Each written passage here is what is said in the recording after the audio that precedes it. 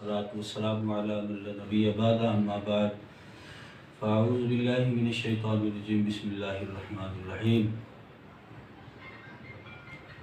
إن الله وملائكته يصلون على النبي يا أيها الذين آمنوا صلوا عليه وسلموا تسليما اللهم صل على سيدنا ومولانا محمد وبارك وسلم وصل عليه صلاة وسلام عليك يا سيدي يا سيدي يا سيدي يا رسول اللہ۔ اللہ رب العزت کا شکر اور اس کی مہربانی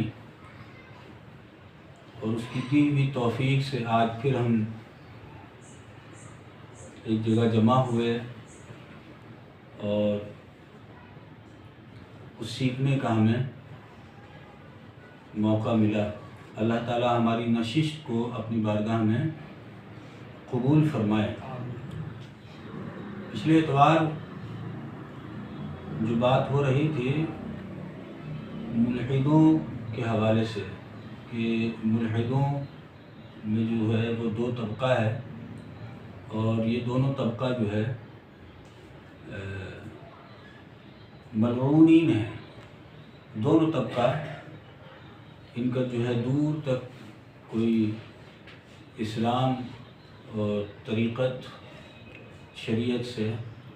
دور تک کوئی واسطہ نہیں ہے، بلکہ یہ گمراہ کن ٹولہ ہے، یہ گمراہ کن ٹولہ ہے۔ داتا علی حجویری رحمۃ اللہ علیہ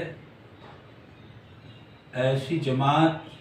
کے بارے میں نشاندہی کرتے ہوئے آپ نے جو ہے امت کو ان کی گمراہی سے بچنے کے لیے رہنمائی آپ نے فرمایا۔ تو داتا علی حجویری رحمۃ اللہ علیہ کشف المحجوب میں آگے آپ فرماتے ہیں، اور وہ ملحدہ کا یہ کہنا کہ ہمارا علم کسی چیز کے ساتھ درست نہیں، یہ دونوں حال سے خالی نہیں، یعنی دو حال سے خالی نہیں۔ وہ یا تو نفی علم کر کے کہہ رہے ہیں، یعنی علم کی نفی کر کے کہ علم کوئی چیز نہیں ہے، یا بذریعہ علم، یا تو وہ اپنے علم کی وجہ سے جو ہے وہ اس نفی کر رہے ہیں۔ داتا صاحب نے فرمایا یہ دعوے کر رہے ہیں، یہ بہرحال دونوں صورتوں میں اثبات علم یقینی ہوگا، یا نفی علم یا حصول علم، اور یہ امر ظاہر ہے کہ علم شیء نفی علم نہیں کر سکتا۔ بہرحال علم کی ضد جہل ہے، نفی کی حقدار ہوگی، علم سے علم کی نفی ناممکن ہے۔ اب دعویٰ محض جہالت ہے، اور جب یہ امر متحقق ہو گیا کہ نفی علم جہل سے ہو سکتی ہے تو جاہل ذلیل و مذموم ہوتا ہے، اور جہالت کفر اور باطل کی علامت ہے، اور حق کو جہل سے کوئی واسطہ نہیں۔ یہی عقیدہ تمام مشائخ اکرام کا ہے، اور ملحدین کا تخیل باطل مشائخ اکرام کے عقیدے سے قطعی خلاف ہے۔ ٹھیک ہے، یعنی جو اولیاء صوفیاء اور صاحب طریقت اور صاحب علم طبقہ جو ہے ان کا جو عقیدہ اور نظریہ ہے،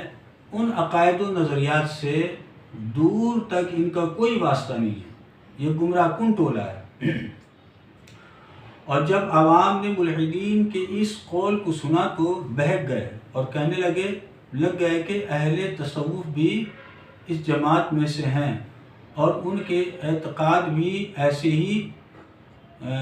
پریشان خیالی پر قائم ہیں، اور جہل کی وجہ سے وہ حق کو باطل سے جدا کرنے سے عاجز رہ گئے۔ اب ہم ملحدین کے تمام معاملات کو خدا کے سپرد کرتے ہیں تاکہ وہ اپنی ضلالت و گمراہی میں رہیں۔ اگر دین حق ان کی اعانت کرتا ہو تو جو زور ان کا اس گمراہی میں صرف ہوا وہ اثبات حق میں صرف ہوتا، اور دین حق کی رعایت و عنایت کی حرمت ان کے ہاتھ سے نہ جاتی، اور خاصان بارگاہ کو وہ ایسی اندھی آنکھ سے نہ دیکھتے، بلکہ اپنے روز و شب کی اصلاح کے لیے ان کی خصوصی حرمت کرتے، اور ملحدوں کی جماعت اہل تصوف کا احترام کرتی، ان کے نظریات کی تائید میں رہتی، اور ان کے جمال و وحدت و تجلیات حق کی زیر سایہ رہ کر ہر قسم کے آفتوں سے مسمون اور محفوظ ہو جاتی، اور ان کی عزت باطن کے سایہ میں نشو و نما پاتی۔ پھر ایسا ہرگز نہ ہوتا کہ سب کو اپنے جیسا سمجھ کر وہ اہل تصوف کو بھی ملحد قرار دیتے، اور ان کی خداداد عزت کو ٹھکرانے کی کوشش میں خود ذلیل و رسوا ہوتے۔ ہمارا ایک مدعی علم سے مقابلہ ہوا، جو بجائے علم کے بجائے علم کے کلا رعونت و خود پسندی سر پر لیے پھرتا تھا، اور اس ذلیل خصلت کا نام اس نے علمیت رکھا ہوا تھا۔ خواہشات نفسانیہ کو متابعت سنت رسول کہتا تھا، اور موافق شیطانی کو سیرت ائمہ کی پیروی کہتا تھا۔ اثناء گفتگو کہنے لگا کہ ملحدہ کے 12 فرقے ہو گئے ہیں، اور انہی میں سے ایک فرقہ متصوفین کا ہے، یعنی صوفیوں کا ہے۔ ہم نے کہا اگر ایک فرقہ صوفیوں کا ان 12 میں سے ہے تو 11 فرقے تم میں سے ہوئے، کہ جب ایک فرقہ سے تم اپنے کو بچا سکتے ہو تو صوفی ان 11 سے اپنے آپ کو کیوں کر نہیں محفوظ رکھ سکتے؟ در حقیقت یہ سب زمانہ کے پرآشوب ہونے کا نتیجہ ہے۔ آج اس قدر فتنے ہیں جو عوام کو خراب کر رہے ہیں، مگر اللہ تعالیٰ نے اپنے محبوبوں کو اس قوم سے پوشیدہ کر لیا ہے، اور سب سے جدا رکھ کر ان کی محافظت فرمائی ہے۔ کیا خوب فرمایا سرداروں کے سردار اور عقیدت مندوں کے آفتاب علی بن بنداری شریفی رحمۃ اللہ تعالی علیہ، آپ نے فرمایا فساد القلب علی حسب فساد الزمان و اہلہ، دل کی خرابی زمانہ و اہل زمانہ کے خیالات کے فساد کے موافق ہوتی ہے۔ اب ہم ان اقوال مشائخ کرام کی، اولیاء صوفیہ اکرام کی جو بھی اقوال ہے ان کو نقل کرنے کے لیے داتا صاحب فرماتے ایک متصل فصل باندھتے ہیں، تاکہ وہ لوگ جن پر اللہ جل جلالہ کا کرم ہے منکروں کے دام و تزویج سے محفوظ رہیں، اور اس فصل سے تنبیہ حاصل کریں۔ وباللہ توفیق۔ اب داتا صاحب رحمۃ اللہ علیہ آپ فرماتے ہیں کہ حضرت محمد بن فضل بلخی رحمۃ اللہ علیہ نے فرمایا، آپ فرماتے ہیں العلم ثلاثۃ، علم من اللہ وعلم مع اللہ وعلم باللہ۔ علم 3 قسم کے ہیں، اول من اللہ، دوسرا علم مع اللہ، اور تیسرا علم باللہ۔ آپ فرماتے ہیں کہ علم باللہ وہ عرفان تام ہے جو تمام انبیاء اکرام اور اولیاء عظام کو حاصل ہوتا ہے، جس کی وجہ سے وہ عارف الہی بنتے اور عرفان الہی حاصل کرتے ہیں۔ جب تک یہ معیت الہی حاصل نہ ہو مجاہدے کے تمام ذرائع منقطع رہتے ہیں، اس لیے کہ علم اکتسابی سے جو عرفان ہوتا ہے وہ معرفت الہی کی علت نہیں ہو سکتا۔ یہی وجہ ہے کہ علم اکتسابی سے عرفان الہی ناممکن ہے جب تک علم باللہ حاصل نہ ہو۔ عرفان حق کا حصول محال ہے، اور علم من اللہ علم شریعت حقہ ہے کہ اس کے ذریعے ہم احکام کے مکلف بنائے گئے ہیں، اور وہ فرمان حق ہے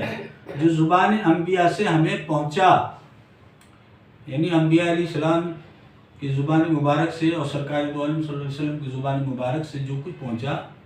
وہ حق ہے۔ اور علم مع اللہ وہ علم ہے جو فضل الہی کی معیت میں حاصل ہوتا ہے، جس کے ذریعے مقامات ولایت و طریقت حق و ہدایت اور مدارج ولایت کی نہایت عنایت الہی حاصل ہوتی ہے۔ خلاصہ کلام یہ ہے کہ معرفت مدارج و ولایت بغیر علم شریعت جانے صحیح نہیں، اور اتباع شریعت بغیر مقامات رشد و ہدایت جانے نہیں ہو سکتی، یعنی قانون کے مقتضیات کا جاننا قانون دانی ہے، نہ کہ قانونی کتابوں کا محض مطالعہ۔ یعنی داتا علی حجویری رحمۃ اللہ علیہ آپ فرماتے ہیں کہ حضرت محمد بن فضل بلخی رحمۃ اللہ علیہ آپ نے علم کو 3 حصوں میں تقسیم کیا ہے۔ اب اس میں جو آپ نے سب سے پہلے جس کو ترجیح دیا ہے وہ علم شریعت ہے، اور علم شریعت کے بغیر ممکن نہیں ہے کہ کسی اور علم کی طرف آپ بڑھ سکے، اس کو حاصل کر سکے۔ تو آپ فرماتے ہیں کہ علم شریعت محض یہ کہ پڑھ لیا اس کو، جیسے قانون دان جو ہے، یعنی کوئی قانون کی کتاب کو اگر پڑھ لے تو وہ جناب وہ اس سے کوئی فائدہ نہیں ہے، تو اسی طرح علم شریعت کو پڑھ لینا وہ کافی نہیں ہے، اس پر عمل بھی ضروری ہے۔ حضرت ابو علی سبقی رحمۃ اللہ علیہ نے فرمایا العلم حیات القلب من الجہل وطور العیون من الظلمت، علم حیات قلب ہے جہالت کی موت سے، اور چشم یقین کا نور ہے کفر کی ظلمت سے، یعنی علم۔ پھر خلاصہ یہ کہ جسے علم عرفان حاصل نہیں اس کا دل ظلمت جہل سے مردہ ہے، اور جسے علم شریعت حاصل نہیں اس کا دل نادانی کی بیماری میں مبتلا ہے۔ کفار کا دل مردہ ہے اسی وجہ سے کہ وہ ذات واجب تعالی جل شانہ کے عرفان سے جاہل ہیں، یعنی اللہ کے عرفان کو جانتے ہی نہیں ہیں۔ اگر وہ اللہ کے عرفان کو جانے ہوئے ہوتے تو کئی خدا کو انہوں نے بنایا نہ ہوتا، اور کئی بتوں کے سامنے وہ اپنے سروں کو نہ جھکاتے۔ اگر وہ اللہ کے عرفان کو انہوں نے حاصل کیا ہوتا یا ان کے سینے میں اللہ کا عرفان ہوتا تو وہ کفر میں شرک میں مبتلا نہیں ہوتے۔ تو اس لیے، اور آگے آپ نے کیا فرمایا کہ شریعت حاصل نہیں اس کا دل، یعنی دل جو ہے وہ اس کا دل نادانی کی بیماری میں مبتلا ہے۔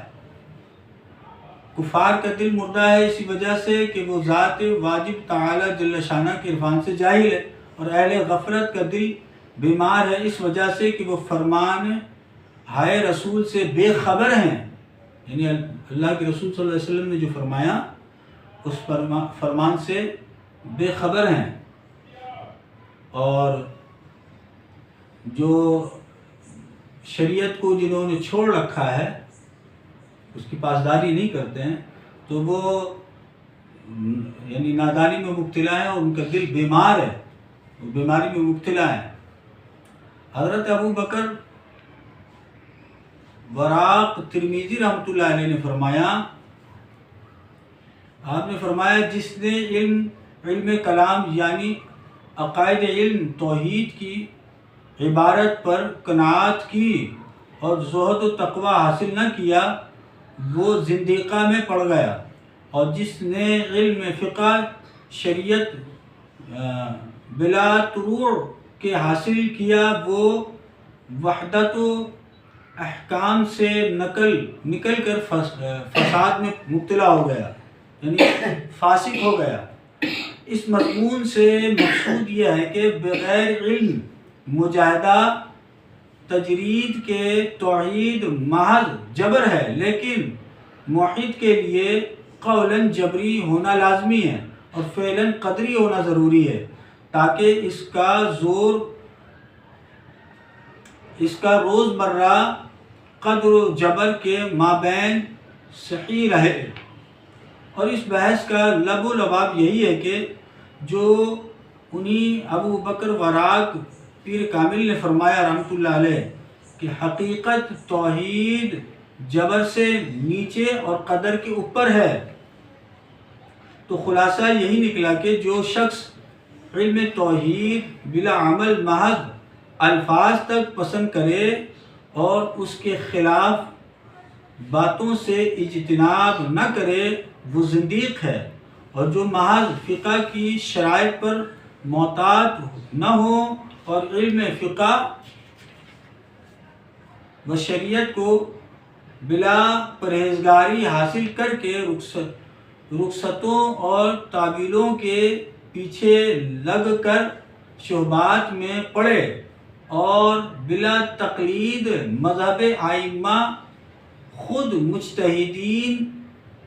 کر اجتہاد کی جرات کرنے لگے، یعنی خود مجتہد بن جائے اور خود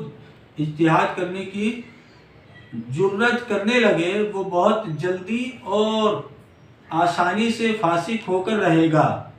اور یہ سب باتیں دل کی غفلت کی وجہ سے ظہور پذیر ہوتی ہے۔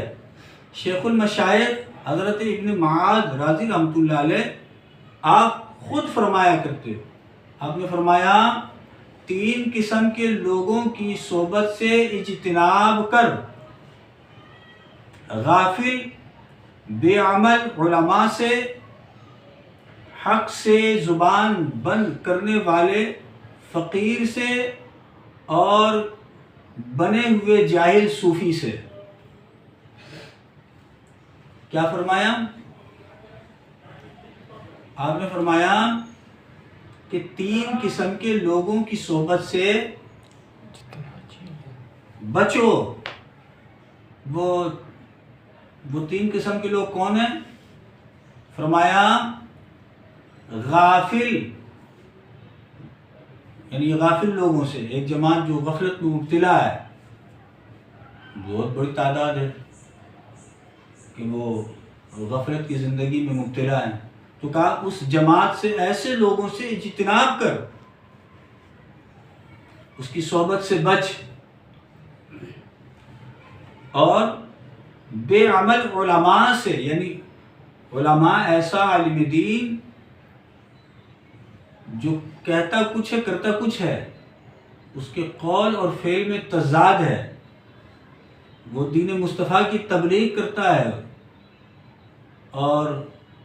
خود اس کے برعکس کرتا ہے، تو بے عمل ہے۔ تو کہا کہ ایسے بے عمل علماء سے بھی اجتناب کر، اس کی صحبت سے بھی بچ، اور حق سے زبان بند کرنے والے فقیر سے، یعنی ایسا فقیر جو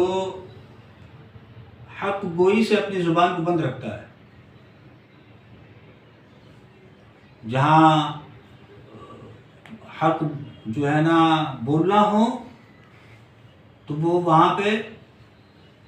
ہیلے بہانے سے کام لیتا ہے اور اپنی زبان کو بند رکھتا ہے۔ اب دیکھیں کہ بادشاہ وقت کے سامنے اس کے عیبوں کو بتانا کہ بادشاہ تمہارے اندر یہ خرابی ہے، یہ عیب ہے، اس کی اصلاح کرنا، یہ حق گوئی ہے، اور بادشاہ کی صحبت میں رہ کر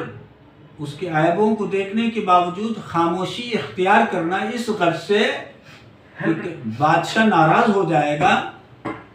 تو پھر یہ حق سے روگردانی کرنا ہے. آپ بڑے بڑے اولیاء صوفیاء آپ ان کے بارے میں جب پڑھیں گے آپ کو تو پتہ چلے گا کہ اولیاء صوفیاء جو ہے وہ جیسے مجدد الفسانی رحمۃ اللہ علیہ، اکبر بادشاہ نے جو ہے وہ جب دین الہی کا اس نے اعلان کیا تو مجدد الفسانی رحمۃ اللہ علیہ تھے تو فقیر نا، لیکن اکبر بادشاہ کے مقابلے میں حق گوئی کے لیے آ گئے اور حق گوئی فرمایا آپ نے. حالانکہ آپ کو ظلم اور زیادتی کا اور تشدد کا سامنا کرنا پڑا، لیکن پھر بھی آپ حق گوئی آپ نے کیا. وہاں آپ یہ نہیں آپ نے سوچا کہ بادشاہ ہے تو چپ ہو جاؤ، جانے دو، میں تو صوفی اور فقیر ہوں، یہ جانے اس کا کام جانے. تو ایسا فقیر جو حق گوئی نہ کرے اس کی صحبت سے بھی بچنا ہے. امام حنبل رحمۃ اللہ علیہ آپ کے دور میں کیا ہوا تھا؟ قرآن مجید کا مسئلہ آیا کہ قرآن مجید کو کہا کہ مخلوق ہے، اور حضرت امام حنبل رحمۃ اللہ علیہ آپ نے فرمایا کہ قرآن مخلوق نہیں ہے، اللہ کی صفات ہے، صفات قدیم ہے.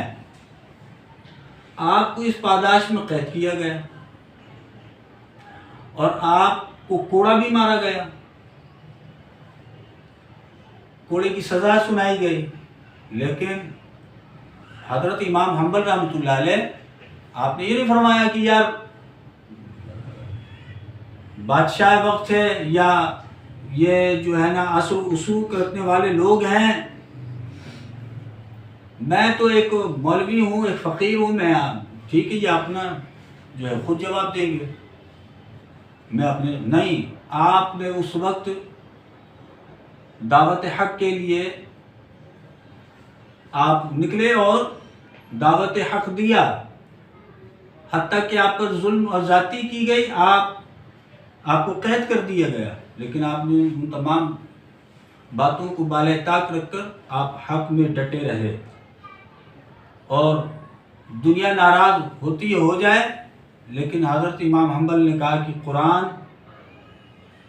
اللہ رب العزت کا صفات قدیم ہے، مخلوق نہیں ہے. حالانکہ اس وقت بہت سارے مولوی بادشاہ کے ساتھ کھڑے ہو گئے تھے، لیکن حضرت امام حنبل رحمۃ اللہ علیہ آپ نے یہ پرواہ نہیں کیا. جیسے آج بھی ہے نا، آج آپ حالات کو دیکھیں کہ جب اسلام کو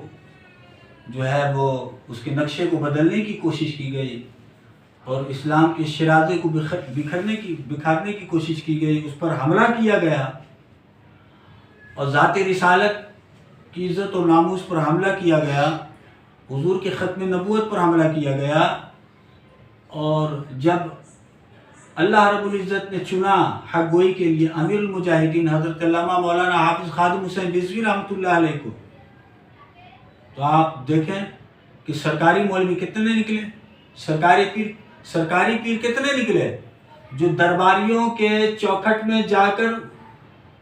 اس سے جو ہے جناب عالی ہاتھ سے ہاتھ ملا کر یکجہتی کا اظہار کرنے لگے کہ ہم تو بادشاہ سلامت، ہم تو آپ کے ساتھ ہیں، ہم خادم حسین رضوی کے ساتھ نہیں ہیں، ہم تو آپ کے ساتھ ہیں. اور حق گوئی سے اپنی زبان کو سی رکھا، یعنی حق جانتے ہوئے بہت سارے لوگ بادشاہ کی چوکھٹ میں تو نہیں گئے، لیکن حق گوئی بھی نہ کیا. وہ اپنے حلقوں میں ٹھیک ہے وہ بادشاہ کے پاس تو نہیں گئے، لیکن حق گوئی سے بھی زبان کو بند رکھا. اور بہت سارے لوگ ایسے ہیں جو کہ بادشاہوں کی چوکھٹ میں جا کر لیٹ گئے، وہ پیر بھی ہیں، وہ مولوی بھی ہیں، لیکن اس مرد کلندر نے کہا کہ دنیا ایک طرف،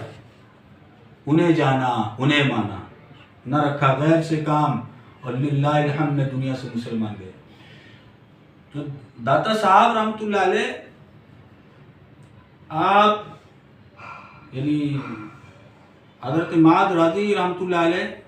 کے قول کو نقل فرما رہے ہیں کہ آپ نے فرمایا کہ 3 اشخاص ایسے ہیں کہ ان سے جو ہے بچو، ان کی صحبت سے بچو۔ اچھا، اب کیوں بچو بھائی؟ بچنا اس لیے غافل کی صحبت اختیار کرو گے تو تم خود غافل ہو جاؤ گے، بے عمل علماء کی صحبت اختیار کرو گے، علم تو مل جائے گا لیکن عمل سے دور رہو گے، اور ایسا فقیر جو حق گوئی کرنے کا وقت ہو اور اپنی زبان کو بند رکھے، تو ایسے فقیر کی صحبت اختیار کرو گے تو بزدل ہو جاؤ گے، تمہارے اندر بزدلی آ جائے گی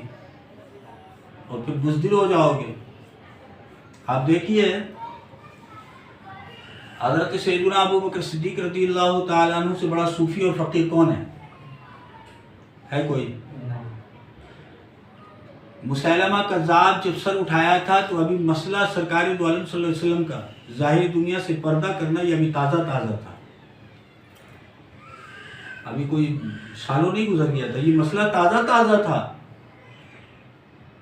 اور ابھی آپ تازہ خلافت کے منصب میں بیٹھے ہیں، اور مسیلمہ کذاب نے جو ہے وہ نبوت کا دعویٰ اس نے کر دیا۔ دوسری طرف زکوٰۃ کے منکرین جو ہے نا وہ کھڑے ہو گئے کہ ہم زکوٰۃ نہیں دیں گے۔ سیدنا صدیق اکبر رضی اللہ تعالیٰ عنہ، آپ نے کہا کہ لشکر بھیجو، مسیلمہ کذاب کے خلاف لشکر بھیج دیا، بھیجا کہ نہیں؟ اور اعلان کیا کہ بدری ہو کہ غیر بدری ہو، سب مسیلمہ کذاب کی سرکوپی کے لیے میدان میں نکلے، اور نکلے سیدنا صدیق اکبر رضی اللہ تعالیٰ عنہ بھی اب ہوتے یار میں تو ایک صوفی ہوں اور فقیر ہوں، کیا ضرورت ہے کوئی سیدنا صدیق اکبر رضی اللہ تعالیٰ عنہ سے بڑا صوفی؟ نہیں ہے نا کوئی۔ تو آج اگر کوئی اپنے آپ کو کہے میں فقیر ہوں، صوفی ہوں، اور وہ سیدنا صدیق اکبر رضی اللہ تعالیٰ عنہ کے طور طریقے پر عمل نہ کرتا ہو تو لاکھ مرتبہ وہ کہے، اس کے صوفی ہونے سے کیا ہوتا ہے، اس کے کہنے سے کیا ہوتا ہے؟ تو داتا علی حجویری رحمۃ اللہ علیہ آپ نے فرمایا کہ ایسے فقیروں کی صحبت سے بھی بچو جو حق گوئی سے اجتناب کرتے ہیں، حق گوئی نہیں کرتے ہیں اور اپنی زبان کو بند رکھتے ہیں، ایسے جاہل صوفی سے۔ اور پھر آپ نے فرمایا اور بنے ہوئے جاہل صوفی سے، بنے ہوئے جاہل صوفی سے، ایک تو فقیر ہے نا جو حق گوئی نہیں کرتے ہیں، وہ تو ایک الگ ہی معاملہ ہے، ایک وہ جماعت بھی ہے جو جاہل ہے، اپنے آپ کو صوفی کہتا ہے لیکن ہے جاہل۔ پچھلی نشست میں نے کہا تھا نا کہ ان جاہل صوفیوں نے اپنے غلط رسم و رواج کو شریعت کا نام دے دیا ہے، اپنے طور طریقے کو یعنی اپنی نفسانی خواہشات کو شریعت کا نام دے دیا ہے، اور وہ رائج ہے، چل رہا ہے، وہ مرید بھی اس پر عمل کر رہا ہے، اور ظاہر پیر تو ہے ہی ہے، پیر تو خود اس کی دعوت۔ اور تو یہ آج آپ دیکھیں کہ خانقاہوں میں اور آستانوں میں جو بدعقیدگی ہے، اکثر خانقاہوں میں آپ جائیں گے تو جو بدعقیدگی ہے کہ صوفی صاحب ہیں، فلاں صوفی فلاں صوفی فلاں صوفی، لیکن کیونکہ جاہل ہے، جہالت ہے، تو جہالت کی وجہ سے، علم نہ ہونے کی وجہ سے وہ جناب عالی کوئی اہل بیت پر جو ہے وہ زبان درازی کرنے لگے